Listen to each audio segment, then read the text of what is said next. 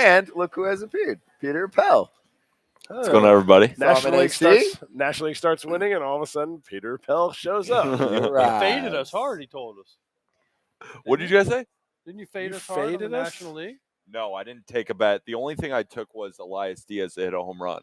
That's it. That was your one bet for the night, right? At plus 1,200? It's the most unpredictable game. It's an exhibition event. It's tough to actually handicap this game properly. Yes. So by the way, just quick, let everyone know for our fan base, Pete, part of Just Baseball Show, and we'll post the rest. Not Gambling Advice Pod, Arm Barn Pod, the whole deal. He's been on with us before. Go ahead.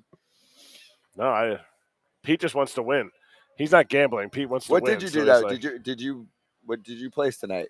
No, I didn't place any bets. I was on Julio yesterday for the home run derby, which was a gut-wrenching loss.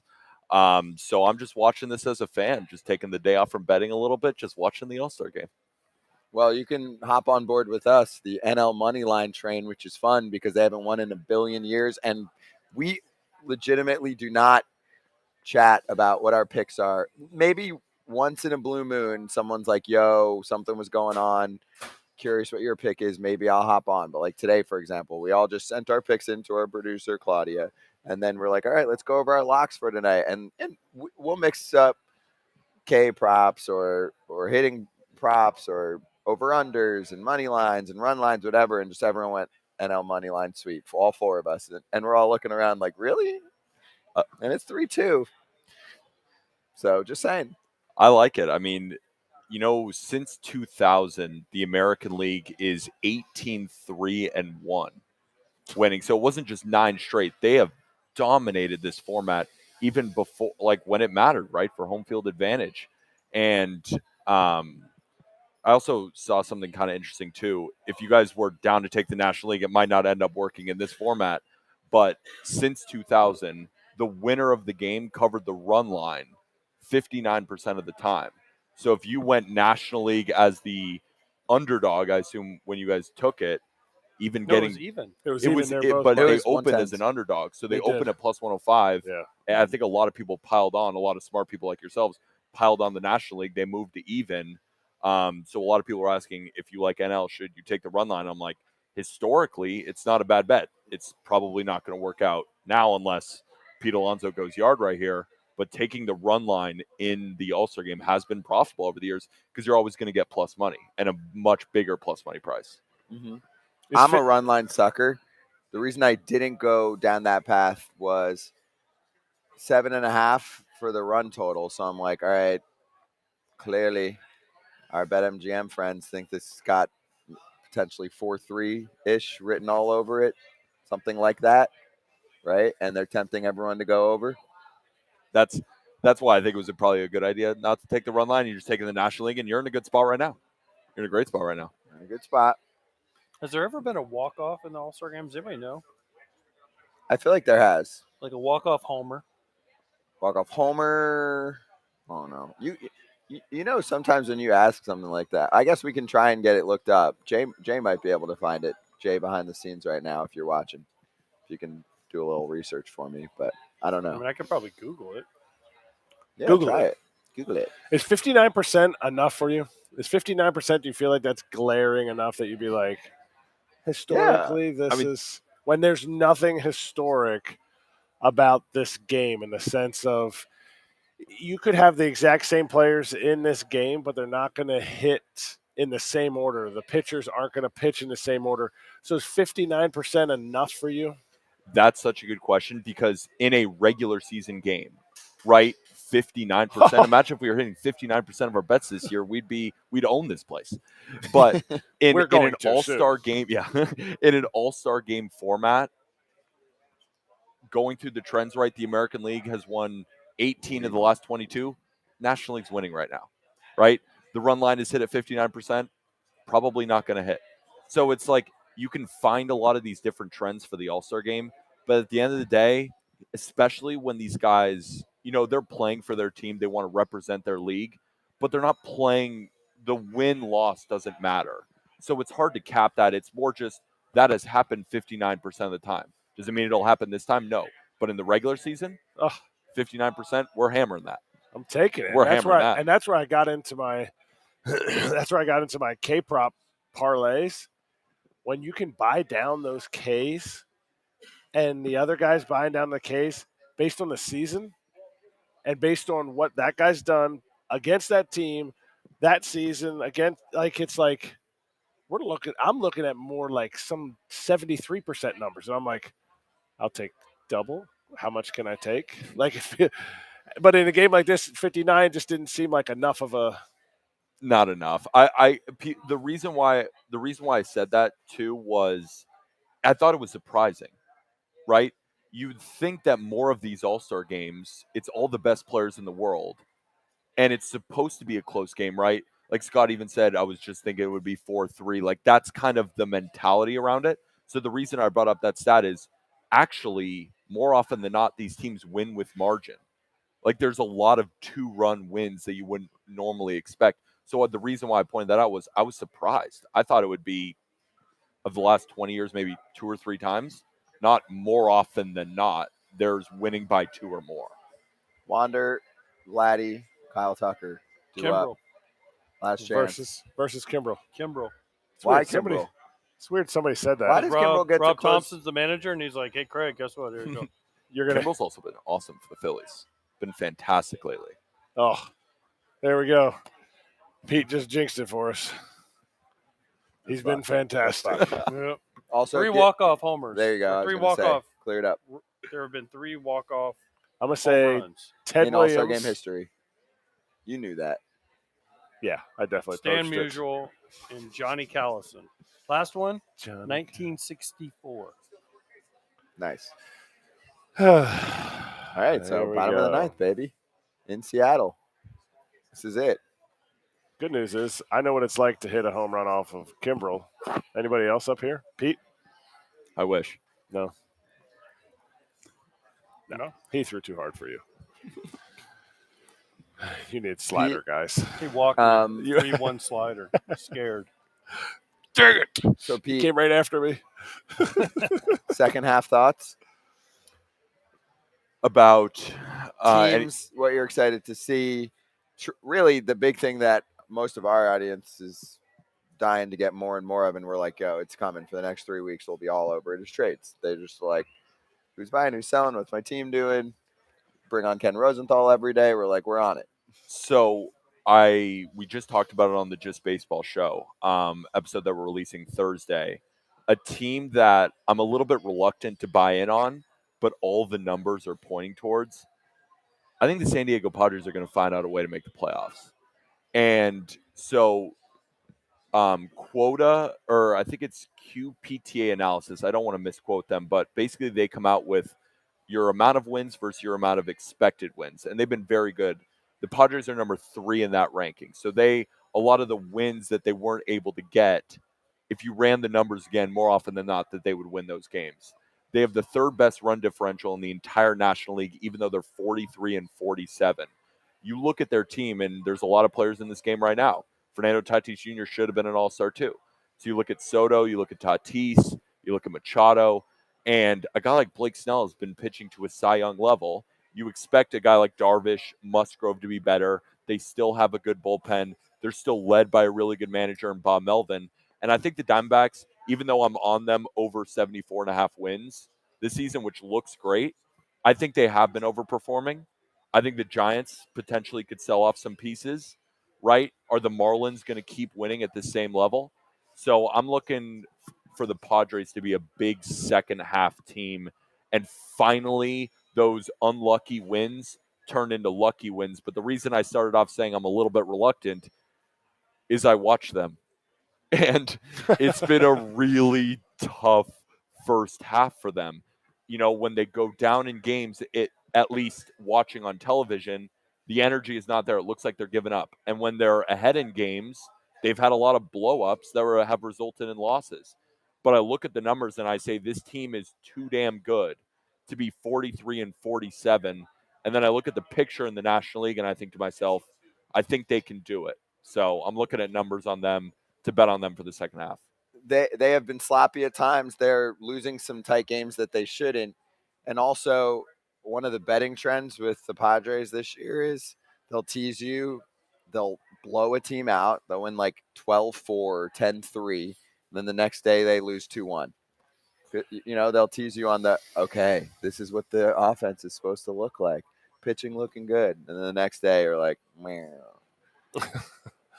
That's what it is right now. Like, No, you're totally versus we've had a couple Yankee people on today. They're just putting up 1s, 2s, or 3s every night. They're not teasing their fan base right now. They're like, our offense sucks without Judge. The Padres are like, look, they'll have like the Soto homered, Machado homered, like all the big boys homer in the same game, and then the next day they get shut out by a number 3 starter. And you're just like, how is that even possible? Like a guy like Jake Cronenworth. Why does he have an OPS below 700? Right? Even the stars. OPS. You said OPS or OPS plus? No, just OPS below OPS, 700, right? I think his OPS plus is below 100 most likely. He's below average hitter right I mean, that's Jake Cronenworth. Jake Cronenworth was in the All-Star game a couple years. Like, they just have a couple of players where I don't understand how you're not performing right now. And you guys know better than anybody. It's a long season, right? Second half, maybe you catch a second win, and then they finally start rolling and show a lot of people why they were one of the preseason favorites to win the World Series. It's a long season. It's a marathon, and I think the Padres have too much working for them. Michael Wacha is their 4 starter, right? And he's been fantastic this year. They're just too good. They're too good to be down this long, and it's going to be a plus money price for them to make it to the playoffs. They were a preseason favorite for a reason. That wasn't an accident. And AJ Preller is going to be active at the deadline too. So talking about the Padres now versus in a month. Wander Franco. Oh. Nope. Jam. Deep to right. Cow. Juan Soto. Thankfully I did. I'm watching the game. No, I don't believe in jinxes. You can say whatever you want. No, we have no effect on the game. I always, when I'm betting on something, it's just, let's watch the game. Let's just watch the game. Just watch the game. Yeah, Well, then let's talk about party. People want to hear from us. I want to finish. I want to finish your. Go ahead. Oh no, I was going to say the Padres might have too big of a hill to climb though, because they're in the West. Okay, Giants, D-backs, Dodgers. They still play them. I know it's less balanced or less unbalanced, more balanced, but they still have to play those teams a lot, and those teams are better than them right now. No doubt about it. They're better than those teams. I look at the Giants, and they have a lot of aging veterans, and I don't think that their window is fully open yet. So I think at the deadline, even though they're a couple of games over 500, I don't think they're going to be buyers. I think they might actually cash in on some of these aging assets who've been good for them, like Alex Cobb, who's an all-star. They could get a pretty penny for Alex Cobb. Now, I don't know what they're going to do, but I think it might make sense for their timeline long-term to trade off some of those guys, right? The Brewers have been competitive last year, and they were still trading off guys. I don't think the Giants see their time as right now. The Diamondbacks, right, Merrill Kelly is on the shelf, so you look at who's going to start games for the Diamondbacks right now. It's Gallen, who started, and he's amazing, no doubt about it. But then you have a guy like Tommy Henry. You have Zach Davies, right? You have Ryan Nelson. Not a lot of guys that I'm relying on over a Yu Darvish, a Joe Musgrove, right? So, yeah, the Dodgers are going to run away with that division. But then I look at the Marlins. Are they going to keep it up, right? I really like the Phillies this year. I feel like they're really hitting their stride right now. But there's still 3 teams that can make it. And when I look at the National League and I say, well, when I look at the teams, the Padres might have the best roster of any of the wild card teams remaining. And they're 43 and 47, and they're going to be a plus number. So that's why I'm looking at it from a betting perspective of potentially a team I can grab at a good number because, like I said, looking at the Diamondbacks, are they going to be huge buyers? They might be. They might go grab an arm, but are they going to be the team that gets Shane Bieber? Or are they going to be the team that might get some Michael Lorenzen from the Tigers, right? I don't know if they're going to make big splashes, but I do know that AJ Preller, he got Juan Soto for a reason. You think he's going to stop? They're probably going to make big moves at the deadline again. So, I mean, they're at 82 right now. You could take the over 82.5 wins. That's probably what I'm going to do. But I want the plus money on them making the playoffs because I think they're either going to keep floundering or they're going to get really, really hot and make the playoffs. I think it's kind of one of those situations. Why them and not the Mets? It's another team. Have you watched them? I mean, no, but it's the Mets. The Mets are in a similar situation because I do think that they have a lot of the qualities that I was talking about with the Padres, right? They have a really, really good roster. The thing is, I think the Padres have a clearly better roster, and I think the Padres have been much unluckier than the Mets have, right? The Mets have a negative run differential. They're led by 40 and 39-year-old pitchers. How long are they going to last as the season progresses? I look at the Padres, they're young, right? You don't have age slowing anybody down. So, and I think the Padres generally have a better team than the Mets do. So that's where I'm at on those. By the way, Steve Bartman was found in Seattle. Did you see him? I saw that. He reached. I don't know. That was weak, dude. Don't blame Bartman. Yeah, that's weak sauce, bro. You're not my dad. Oh, I am. You live in my house, son. No, my dad likes exit velocity. I like exit velocity. 2 hours ago. You don't like exit velocity. You were shitting on Luisa Rise for not having enough exit velocity. Yep. Fact I or never fiction? said that. I said I want that dude on my team. You said he's got low exit velocity. So what? I'm He losing gets my hits. voice. I like Perfect guys that get hits. We'll have to take it. Julio's Kyle going to hit Tucker, a ball walk-off four. right here. Oh, my gosh. Oh, here we go. Look, everyone's cheering. Here comes Julio. I mean, Just look like who's Pete up. said, watch the game. Wait, do you know who's up? Julio. Yeah.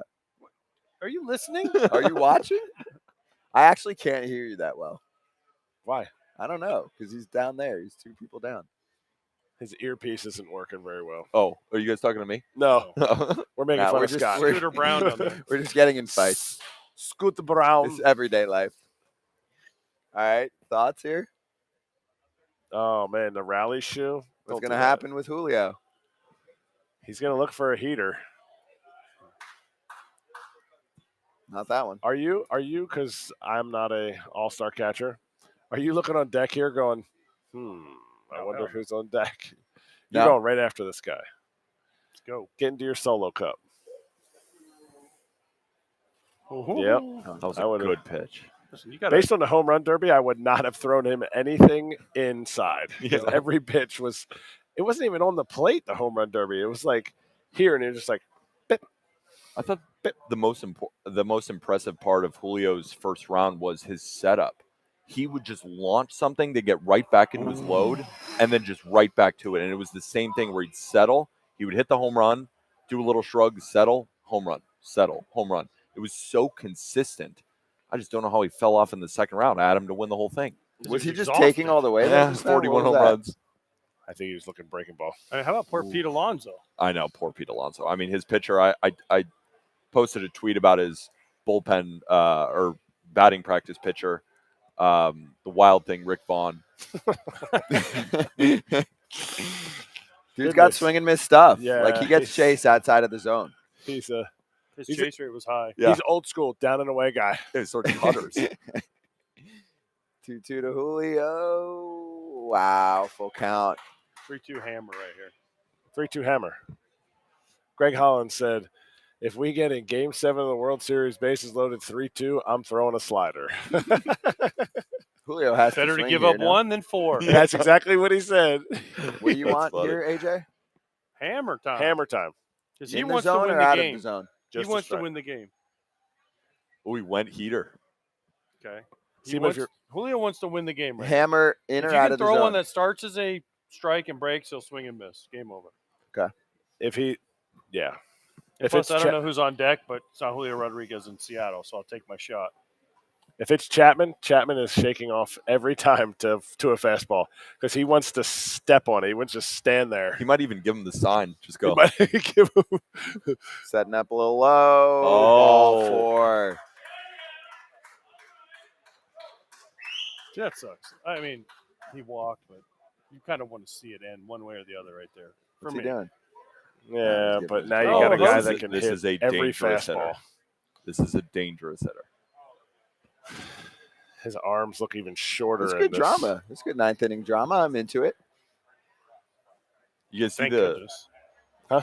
Thank God Scott's into it. He's into it. It's a watch along, AJ. You're supposed I to thought that talk Jose while you Ramirez watch. at bat against Camilo Duvall was maybe the best at bat in this whole thing.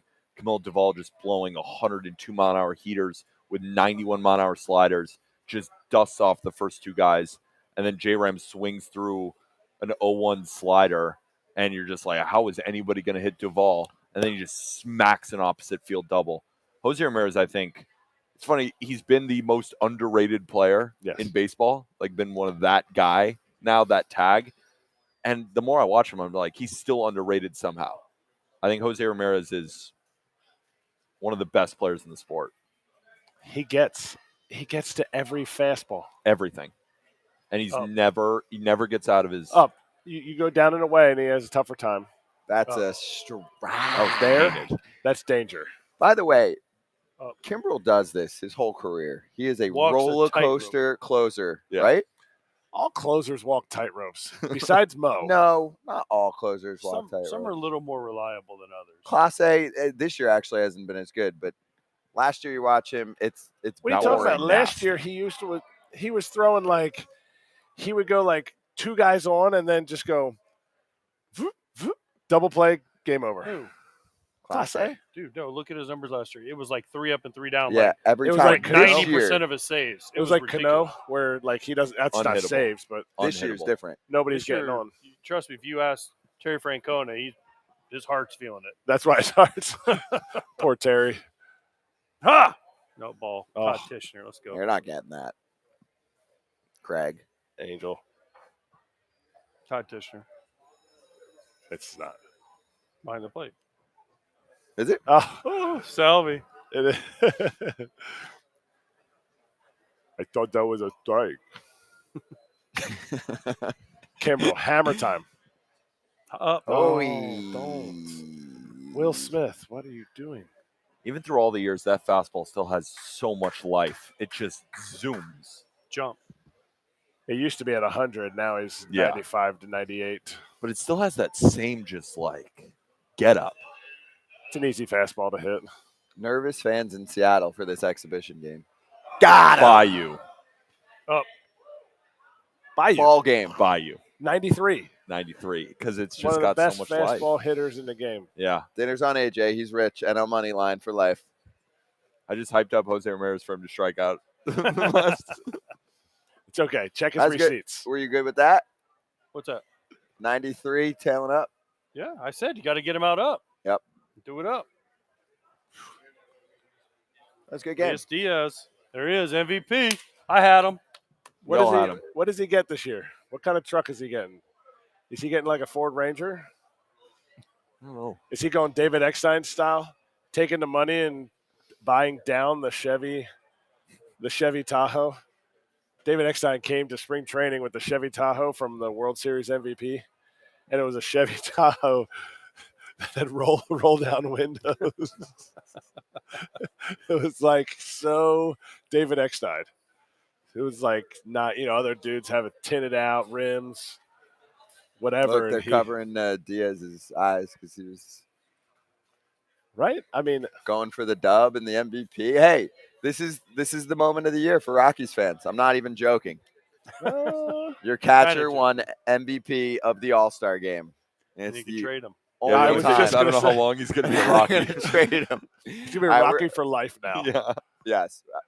We've been on today for 1 billion hours. So thank you to, first off, the Foul Territory fans for hanging around with us, active in the chat, or wherever you're consuming FT, pod, socials, all of that, right? Thank you to the Players House for hosting us, and then to Emerald Queen Casino in Tacoma is where we are right now for hosting us, and the super quick turnaround. It was nuts. We were like flying out here, not literally, we were on the road to get to Tacoma. So thank you for hosting us here for our watch party. This was awesome. First time doing this. Pete, thank you for swinging by, dude. Thanks for having me, Check out all his stuff, Just Baseball Media.